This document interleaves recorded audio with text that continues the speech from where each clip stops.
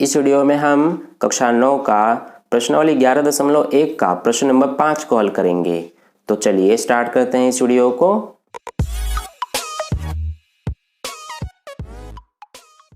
तो देखिए dear students, प्रश्न नंबर 5 में हमसे क्या कहा गया है कि एक समबाहु त्रिभुज की रचना कीजिए जब इसकी भुजा दी हो तथा कारण सहित रचना कीजिए। तो डियर स्टूडेंट्स, प्रश्न में हमें कहा गया है कि एक समबाहु त्रिभुज की रचना कीजिए, और जैसा कि हमें पता है कि समबाहु त्रिभुज की क्या विशेषता होती है कि उसकी तीनों भुजाएं बराबर होती हैं। तो इस प्रश्न में हमें समबाहु त्रिभुज की एक निश्चित भुजा नहीं दी गई है, तो हम क्या करेंगे कि इसकी भुजा मान लेंगे कि 7 सेंटीमीटर का है। ठीक है, आप इसके अलावा किसी और माप का भी भुजा मान सकते हैं। तो चलिए अब हम इसका सॉल्यूशन करते हैं। देखिए सबसे पहले हम क्या करेंगे कि हमने इसकी भुजा जो है वो 7 सेंटीमीटर माना है, इसलिए सबसे पहले हम 7 सेंटीमीटर का एक आधार खींचेंगे। ठीक है, तो ये आप देख सकते हैं यहाँ से लेकर हमारा 0 से ये हमने 7 सेंटीमीटर तक खींच लिया। ठीक है, अब देखिए हम इसका नाम दे देंगे, ये हमारा हो जाएगा A और ये B। अब देखिए अगले स्टेप में हम क्या करेंगे कि ये हमारा यहाँ से यहाँ तक ये जो हमने रेखाखंड खींचा है ये 7 सेंटीमीटर का है। अब हमें एक समबाहु त्रिभुज बनाना है, तो अब हम क्या करेंगे कि प्रकार को लेंगे और प्रकार को हम 7 सेंटीमीटर तक खोलेंगे। ठीक है, ये आप देख सकते हैं हमने प्रकार की नोक को 7 सेंटीमीटर पर रखा और ये हमारा यहाँ से 0 तक है। ठीक है, तो ये हमने यहाँ पर 7 सेंटीमीटर तक प्रकार को खोल लिया है। अब देखिए सबसे पहले हम B को केंद्र मानेंगे, यानी कि B बिंदु पे प्रकार की नोक रखेंगे और इस तरह से एक चाप लगा देंगे। ठीक है, और प्रकार को इतना ही खुला रहने देंगे। फिर उसके बाद हम अब A बिंदु पे प्रकार की नोक रखेंगे, यानी कि A को केंद्र मानेंगे और इस तरह से एक और चाप लगा देंगे जो कि पहले वाले चाप को काटेगी। ठीक है, तो इस तरह से ये हो गया यहाँ तक। अब देखिए जो ये दोनों चाप हैं जिस बिंदु पे एक दूसरे को काट रहे हैं, हम इस बिंदु का नाम दे देंगे C।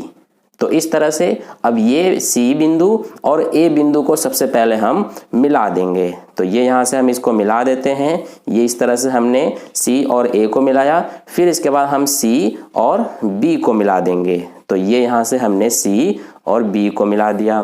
तो इस तरह से हमारा ABC त्रिभुज एक समबाहु त्रिभुज बन गया।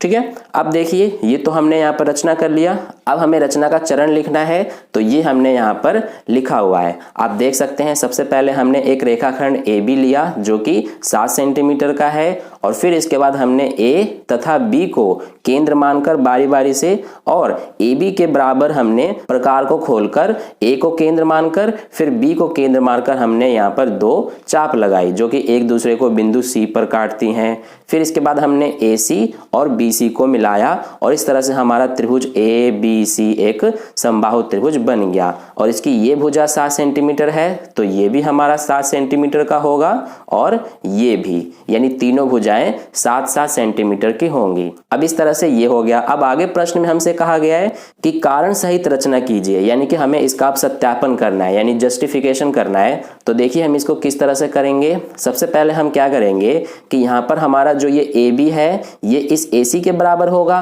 क्यों? क्योंकि देखिए AB हमारा 7 सेंटीमीटर का है और 7 सेंटीमीटर ही प्रकार को खोलकर हमने ये चाप लगाया था। ठीक है, इसी तरह से AB के बराबर हमारा BC भी होगा।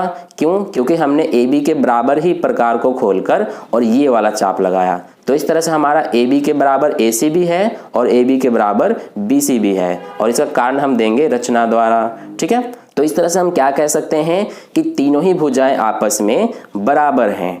ठीक है, तो इस तरह से हमारा अगर तीनों भुजाएं बराबर हैं तो हम कह सकते हैं कि ABC त्रिभुज समबाहु त्रिभुज है। तो इस तरह से हमने यहाँ पर इसका सत्यापन किया। तो आई होप आपको प्रश्न नंबर 5 का हल अच्छे से समझ में आया है। अगर अच्छे से समझ में आ गया है तो इस वीडियो को लाइक कर दीजिएगा, और पहली बार वीडियो को देख रहे हैं तो चैनल को सब्सक्राइब करके बगल में जो बेल आइकन आता है उस पर ऑल वाले पे क्लिक कर लीजिए, ताकि नेक्स्ट वीडियो जैसी अपलोड की जाए उसका नोटिफिकेशन सबसे पहले आपको मिले। और अपने दोस्तों के साथ भी इस वीडियो को शेयर कर दें ताकि उन्हें भी इससे हेल्प मिल जाए। और कहीं भी डाउट है प्रश्न में तो आप कमेंट करके मुझसे पूछ सकते हैं। तो फिर मिलते हैं नेक्स्ट वीडियो में नए प्रश्न के साथ। तब तक के लिए अपना ध्यान रखिए। धन्यवाद।